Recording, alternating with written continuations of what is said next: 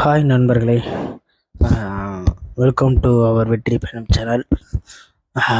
உங்ககிட்ட ஒரு விஷயம் கேட்க நினைக்கேன். நான் என்னோடய சுச்சுவேஷன் ஒன்று சொல்கிறேன். அதை நான் பண்ணது சரியாக தப்பான்னு மட்டும் நீங்கள் அதை எனக்கு கொஞ்சம் சொல்கிறீங்களா? என்ன கதைன்னு கேட்டிங்கன்னா, என் மனசு அதை ரொம்ப போட்டு வளர்த்துது. இதனால் நான் ரொம்ப பெரிய தப்பு பண்ணிட்டேனோங்கிற சொல்லி எனக்கு உறுத்துது. இப்போ உங்களுக்கு ஒரு ஃப்ரெண்ட் இருக்கான், சரிங்களா? அந்த ஃப்ரெண்டோட பெஸ்ட்டு ஃப்ரெண்டுன்னு வச்சுக்கோங்களேன். அந்த ஃப்ரெண்டோட குழந்தைக்கு பார்த்திங்கன்னா உடம்பு சரியில்லை.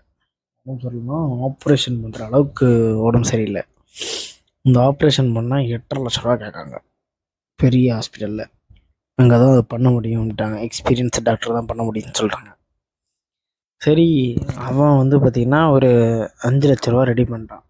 அதையும் பார்த்தீங்கன்னா பாதி லோன் எடுக்கிறான், பாதி ஃப்ரெண்ட்ஸ் கிட்ட கடன் வாங்குறான், பாதி ஜெல் வைக்கிறான், கொஞ்சம் தெரிஞ்சவங்ககிட்ட கடன் வாங்குறான்.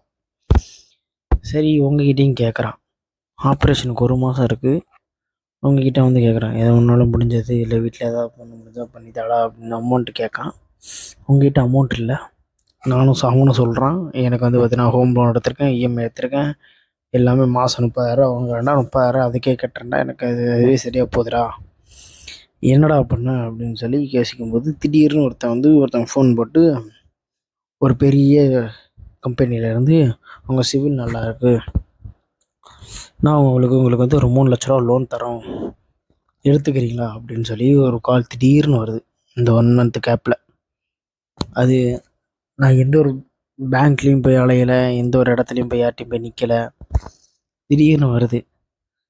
நான் அது ஒரு ஆப்ஷனாக வச்சுருந்தேன். நீ ரெடி பண்ணு. என் ஃப்ரெண்டுக்கிட்ட என்ன சொன்னேன்னா, என் அமௌண்ட்டை ரெடி பண்ணு, உன்னால் கிடைக்கல இல்லை யாரும் கொடுக்கல அப்படின்னா நான் நான் உனக்கு பார்த்தீங்கன்னா வேறு ஏதாச்சும் ஏற்பாடு பண்ணித்தரேன், அவங்களாம் எனக்கு நீ கொடுத்துடணும், அமௌண்ட்டை கொடுத்துடணும் அப்படின்னு சொல்கிறேன். சரின்னு சொல்லி நானும் அவனால் ரெடி பண்ண முடியல. நானும் ஒரு 3,00,000 ரூபா அந்த அமௌண்ட்டை பர்சனல் லோனை வாங்கி அப்படியே கொடுக்குறேன். யாராவது பர்சனல் லோன் வாங்கி கொடுப்பாங்களா? நான் வாங்கி கொடுத்தேன். சரி, ஃப்ரெண்டு குழந்த உயிர் அப்படின்னு சொல்கிறானேன்னு சொல்லி வாங்கி கொடுத்தேன். 3 மாதம் நல்லா தாங்க கட்டினேன். ஆப்ரேஷன் நல்லபடியாக முடிஞ்சிச்சு. 4ஆவது மாதம் வேலையை கட்டிட்டான்.